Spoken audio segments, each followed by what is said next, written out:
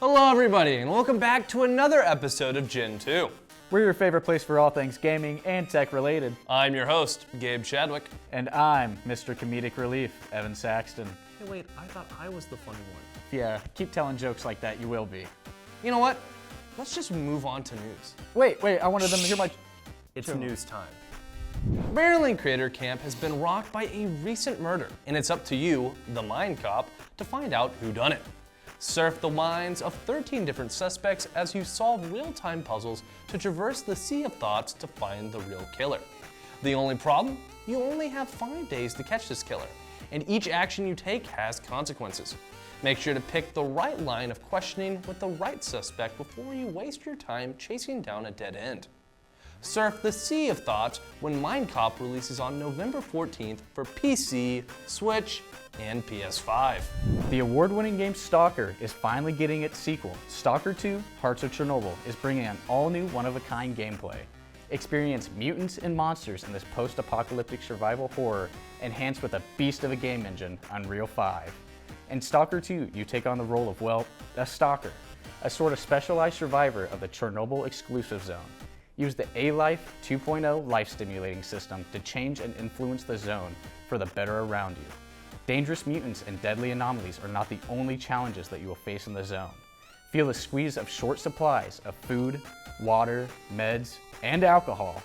Experience a dynamic branching storyline that will take you deep into the heart of Chernobyl. Grab Stalker 2: Heart of Chernobyl when it releases for PC and Xbox Series X and S on November 20th. Now on to some pungent tech news. Have you ever wanted to smell something, but it's just so far away? Want to smell something that resides all the way across the world from you? Well, a company called Osmo has achieved just that. Smell teleportation. While teleportation for sound and visuals have already been achieved, like the screen you're watching us on right now, the teleportation of smell isn't quite as available, at least right now. Osmo has achieved their teleportation using some extremely advanced machinery, using gas chromatography, mass spectrometry, or GCMS, to analyze and interpret the molecules of certain smells like coconut for their first experiment. Then, after these smell molecules have been identified, they are sent as data to Osmo's Principal Odor Map, a novel AI-driven tool that predicts what a particular combination of molecules will smell like.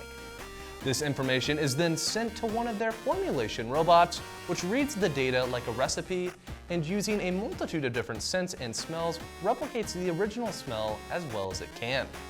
Osmo is looking to open demonstrations to select members of the public to try out their scent teleportation. The users will select a flower or fruit they wish the machine to replicate, and in a single sitting witness the process and analyze the final product. Osmo has been building one of the most extensive databanks of smells and scents in the world, and soon they hope to automate it even further to where sending a scent to someone will be just as easy as sending a picture. And that's all we've got for news this week.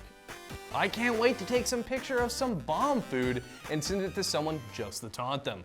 Yeah, that's definitely what I was thinking of sending to someone. What scents would you like to send? Just let us know down below in the comments. And while you're down there, make sure to hit that like button and subscribe to not miss any of our future episodes. Now to catapult into another episode of Corby's Content Corner.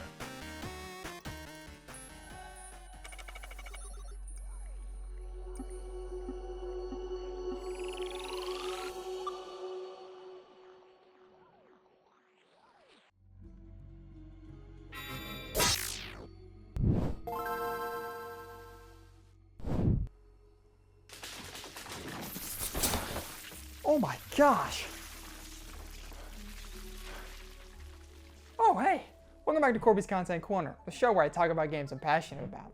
Last episode I talked about Naughty Dog's masterpiece Uncharted 4, and today I wanted to stay on a similar note of not just another third-person shooter, but also the fourth game of a different franchise. Today I'm talking about Resident Evil 4. Who said that? Hello? Resident Evil 4 is an iconic horror game that was originally released by Capcom back in 2005. But I more specifically want to talk about its amazing remake that came out on March 24th of 2023. Now, if any of this sounds familiar to you, that's probably because last season I talked about the main protagonist of this game, Leon Kennedy. Not only did I talk about how awesome of a character he is, but also what his main role was in Resident Evil 4's story. Leon became a special agent sent to a location in Europe to rescue the US president's daughter, Ashley Graham. You follow Leon as he uncovers a deep mystery rooted within a seemingly normal rural village. You play as Leon to use whatever weapons and ammo you can find to gun down tons and tons of villager zombies who are infected by an evil parasite. You meet new and familiar faces along the way as you work towards that end goal of finding Ashley. This can mean trudging through creepy and desolate locations, solving puzzles, and even killing bosses to continue your pursuits. This is a pretty interesting entry to the franchise, as Resident Evil is mainly themed with a more slow and scary approach in its gameplay and storytelling, while Resident Evil 4 is just off-the-rails action. A couple of zombies in a hallway turn to a whole mob of villagers in a chainsaw-wielding maniac. What used to be managing space for objective items, herbs, and some ammo has turned to carrying like 4 guns and mountains of ammo that you have no intention of preserving. Even the cutscenes and dialogue are goofier than before. I'm hearing the president's orders and that went well. And yes, it's different, but that doesn't mean change is a bad thing. Think of it like Metal Gear and its insane spin-off Metal Gear Rising: Revengeance. It is a total shift from what the Metal Gear games are, and the story is so ridiculous at times. But that doesn't change the fact that the gameplay is so fun, and the game itself is just so charming and amazing. It may have jumped the shark a little bit, but it's still a darn solid game. So even though this game is a bit of the odd one out for the franchise, it's still widely loved and even viewed as the peak of the series. Resident Evil 4 garnered itself a 10 out of 10 rating on Steam and was even nominated for the Game of the Year in the 2023 Game Awards. Love it or hate it, it's a cheesy, action-packed masterpiece. Now I'll see you guys next week. Wait, where's everyone going? Bingo? Oh, are you okay, man? Did that just bite you? Gabe, I think it did. You're looking a little pale. Yes, and I hunger. Hunger for what? I hunger for storylines.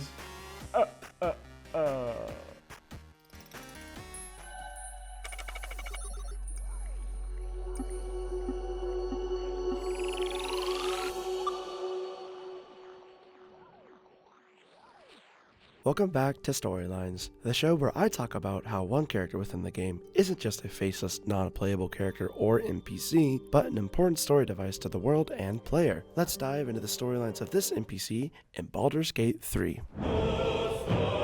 The game primarily focuses on a traditional D&D playing experience with an amazing narrative story, having players explore and see amazing details in the story to rid themselves of a killing mental parasite. In today's episode, we will focus on the member Astarion. Astarion is a vampire spawn that becomes a member of the main character's party at the very beginning. The storyline of our vampire spawn is layered with moral decisions, discovering oneself, and freedom. The main character, Tav for short, can play an extreme role in Astarion's life, with defining path choices leading him either down a path of redemption and Astarion breaking away from his trauma, or he embraces his desire for power and goes on an evil route. At the start of the journey, Astarion is mysterious and charming. His path is foggy until you look a little bit deeper and find out he's a tortured soul of a tyrannical vampire lord that had him as a slave against his own will. Then the character defining choices begin. An example of these defining moments is when they encounter some vampire spawn that were victims to Astarion's master's cruelty. They reminded him of his troubled past, and rather than embracing his usual nature, Astarion shows mixed emotions.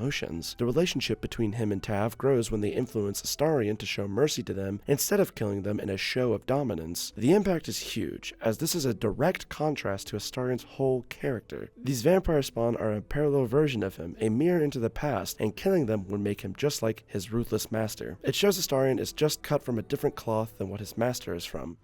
We'll never be free while that monster lives. That's why we're here. To destroy Cazador. Wanting to control his own destiny for once, he approaches Cazador with Tav in tow and is met with a very intense decision. The ultimatum is given in two forms for Tav to convince Astarion of either Astarion kills Cazador and ascends to become Vampire Lord from sacrificing the surrounding vampire spawn, or have Astarion destroy the ritual and free himself from this tyranny and live a new life as his own person. The decisions will greatly impact his final path, with Astarion either being an egotistical and power-hungry vampire lord, or a more pure-hearted and compassionate individual being free of of his vampire ways. Personally, the good ending is when Astarion breaks free from his past trauma shackles and finally takes his own destiny in his hands and stops the ritual, finally accomplishing his real goal of finding his resolve and living a life that he wants to live. His theme of self-redemption has been done so much in other forms of media, but here it's different. We see a once high and mighty character masking his torment and pain finally step out of his shell and evolve into a more compassionate and kinder person. A direct 180 to what we originally saw. It's an emotionally charged story through tragedy, reflection, and more, as Astarion is more human than vampire in this ending. I love you. I love this. And that brings a close to this storyline. Join me next week for the final storyline from the game Red Dead Redemption 2. I am your host, Logan Hill, signing off. Kirsten, what are you doing here? What do you think I'm doing here? Making TikToks? And it's not about what I do. It's about what we do here. So we start with storyboarding the content we want to create for our clients. It could be anyone from small businesses, nonprofits, and organizations both on campus and in the Maryville community. We write, we film, we edit, we create, and then we wait. So if you're someone who thinks you need us, we are KNWT Creative Services. Stay on top of current events and the biggest stories of the week with Northwest News. Welcome back to Northwest News. I'm Skylar Stamps. And I'm Wiley Ray. Get all the latest news coverage and updates about Northwest, the Maryville community, and ways you can stay involved on and off campus. Northwest News every Monday at 8 a.m. on KNWT TV.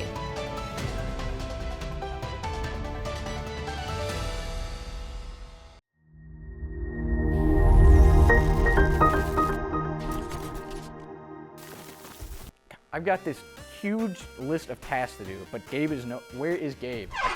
I can totally help you with your cast, dude. Did you just come out of the vent? No. Someone click the button.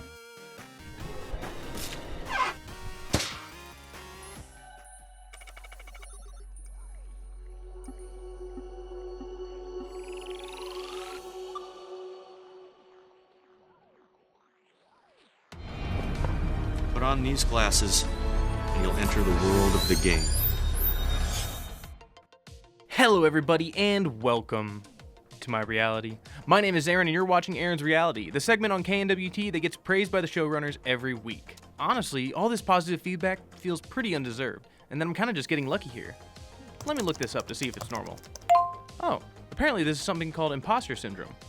Wait, that sounds pretty sus. Among Us VR. The original non-virtual reality version of this game launched as a mobile game in 2018.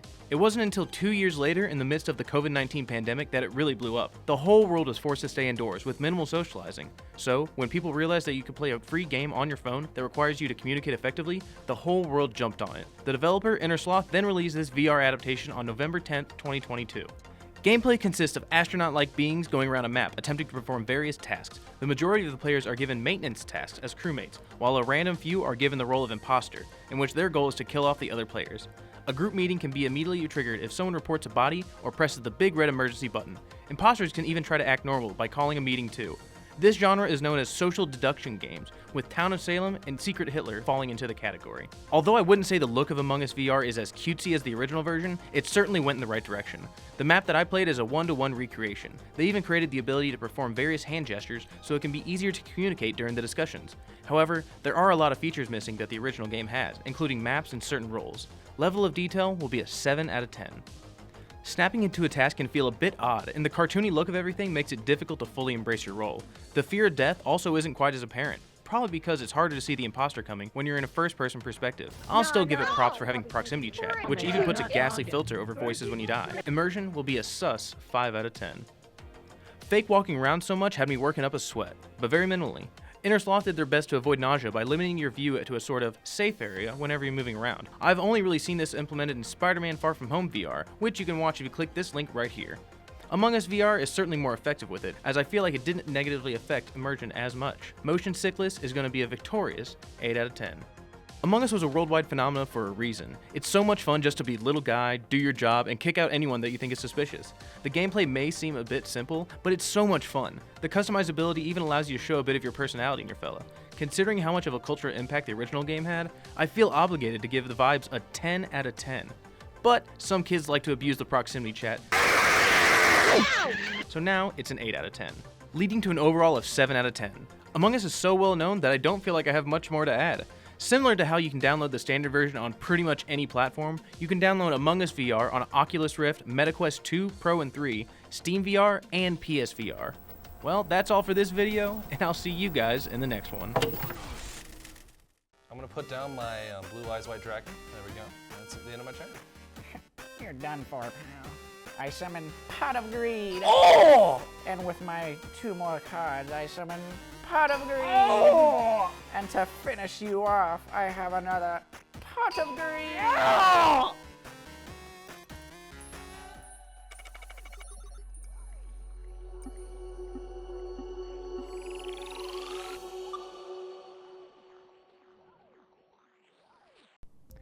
Hello, I'm Taden Hensley and welcome back to Forgotten Games. Let's talk about Yu-Gi-Oh!, one of the top selling trading card games in the world, selling over 35 billion cards worldwide. Yu-Gi-Oh! Has been around since 1996 and is still being played till this day, with over 10,000 different cards that you can collect. But for today, we won't be talking about the actual trading card game, but instead, we'll be talking about the strategy video game, Yu-Gi-Oh! The Dawn of Destiny. Yu-Gi-Oh! The Dawn of Destiny was released on March 23rd, 2004 and published by Konami and would be the only Yu-Gi-Oh! Game exclusively on the original Xbox. Yes, the Xbox with the very bulky controller that everyone hated. But anyways, Yu-Gi-Oh! The Dawn of Destiny has over 1,000 cards that you can use in 3D monster battles and duel against challenging foes. The gameplay is just the official card battle rules except actually showing off the monsters. The game starts off with you throwing rock, paper, scissors, and whoever wins decides if they want to go first or second. You'll go around and compete against the characters from the first 2 seasons of the show and take down all of their life points to win by using monsters, spells, and trap cards. There are 2 game modes that you have the option of, single and triple mode. Single mode is where you'll just play against 1 character, and then triple mode is where you'll play against 3 characters back to back to back. With over 1,000 cards, Yu-Gi-Oh! The Dawn of Destiny gives you the option to have 3 decks so you can alternate in between matches. Each monster has their own 3D model, and during a duel, a short battle animation will show off whenever the 2 monsters are fighting. If you want to see more of what the monster looks like since the battle animation is so short, you can go to the library and see all of the cards that you have collected and view their 3D models. As when I was a kid, this is where I spent most of my time at. Yu-Gi-Oh! The Dawn of Destiny is mainly a single player game, but it does give you the option to play with friends, but only through a link cable as both players have to have a copy of the game. Overall, Yu-Gi-Oh! Dawn of Destiny is a fun game despite receiving mixed reviews, as seeing the monsters fight was always cool to see, and even despite this being a 20-year-old game, the graphics for the monsters still hold up. And also, it was cool learning about what abilities the monster had, as this was one of my first introductions to Yu-Gi-Oh! With this game being like the trading card game, but you know, without physically having the cards in your hands, it still makes you strategize and gives you the option to adjust your strategies. And that's the fun in playing Yu-Gi-Oh! The Dawn of Destiny, which is probably why I enjoyed it so much as a kid.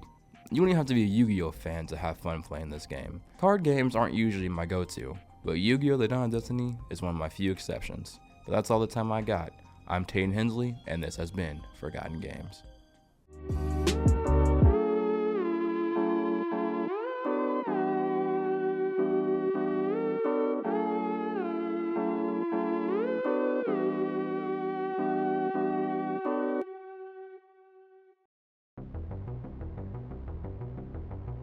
I fight for a new life.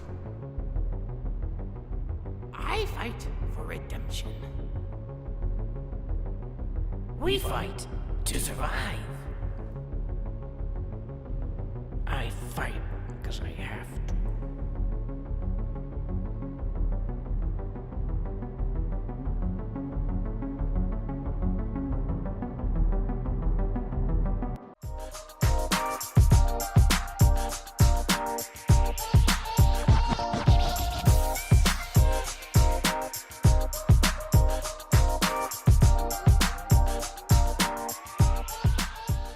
Okay, I know last week we went to the wrong stadium and everything, so this week we're gonna try to, go beforehand. So show me your tickets. I got my Wisconsin ones right here. Dude, I got my Illinois ones right here. What do you mean Illinois? We talked about this. I got my No. cheese hat in the car. Dude, you have a cheese hat? Yeah, I have a cheese hat. It's Wisconsin. Besides the point, how does this keep happening? I don't know. We gotta really coordinate better. Yes, I think so too. Do Yeah. you just want to watch Saturday to Sunday to just kind of see what happens? Yeah, we'll get the best of both. Yeah, let's do it.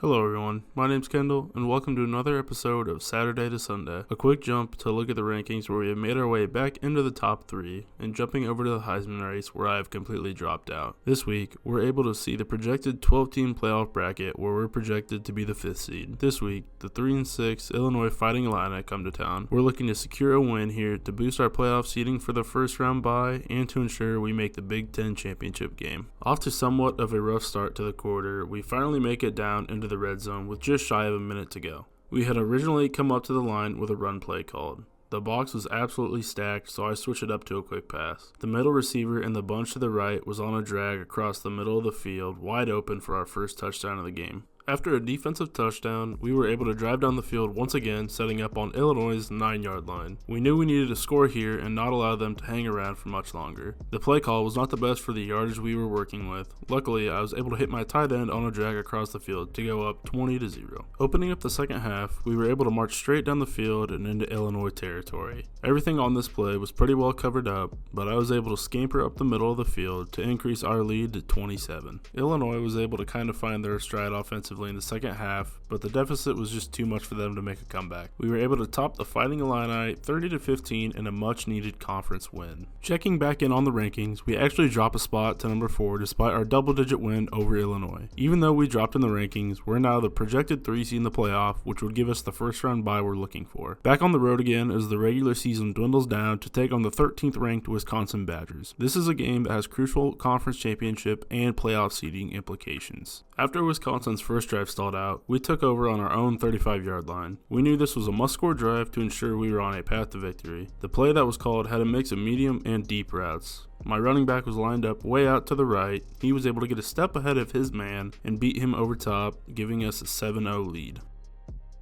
This is another instance where we had originally called a run play, but the defensive backs were pressed up and they only had one high safety, so I audibled to a deep pass. My far left receiver was able to beat the press off the line and take it 55 yards to put us up 14-0.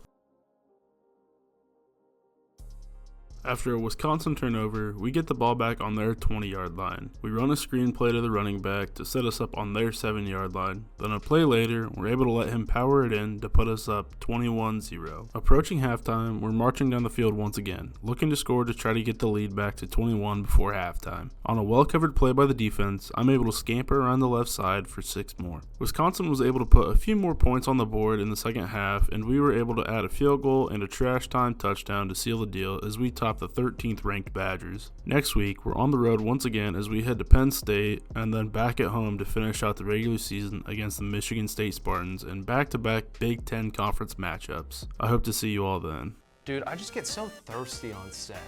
I get so dry mouth because I'm talking on the prompter all day. I feel, but I've got the perfect thing for you. Okay.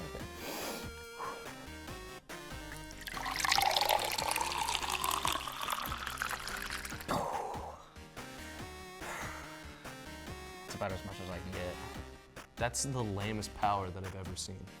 Hey, I don't see you producing water out of nowhere. Dude, but Zach's character does this week. You want to look at it? Okay, let's check it out. Let's check it out.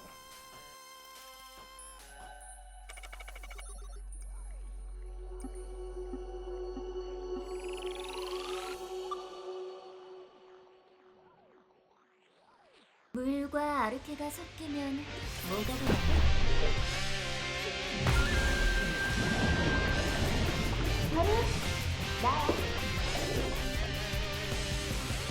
Hello everyone and welcome back to another episode of Descendant 101. For this episode, we're talking about something I like to call Yes, that is right, we are playing The Floor is Water with today's Descendant, with what I would consider to be the closest thing to a support role that I've talked about so far. We're looking at the aquatic warrior herself, Valby. Valby is very similar to Freyna in her purpose, but different in her execution. Instead of covering the ground in a deadly toxin that destroys enemies' health bars, she coats the entire battlefield in water that not only damages enemies, but also assists allied players by decreasing their energy used for their skills. And unlike the last few characters I've talked about, there isn't a lot of brain power required to use her. So let's go ahead and learn how she operates. Valby's first ability is called Bubble Bullet. Valby will throw a small ball of water that leaves behind a trail of water on the ground no matter where it goes. So even if you miss an enemy, it still provides a use. But you really can't control where it goes, it just kind of bounces around everywhere. Her second ability is called Plop Plop.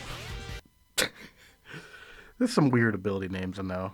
Valby will dive into the ground and reappear wherever the player chooses to. This ability works very similar to Reaper's teleport from Overwatch, but since Valby leaves behind water almost everywhere she goes, in both the location she teleported from and where she's teleporting to, will leave behind a large puddle of water no matter where she lands. It's pretty good for getting out of a tricky situation. Her third ability is the ability that you're likely going to be using the most with her, Laundry.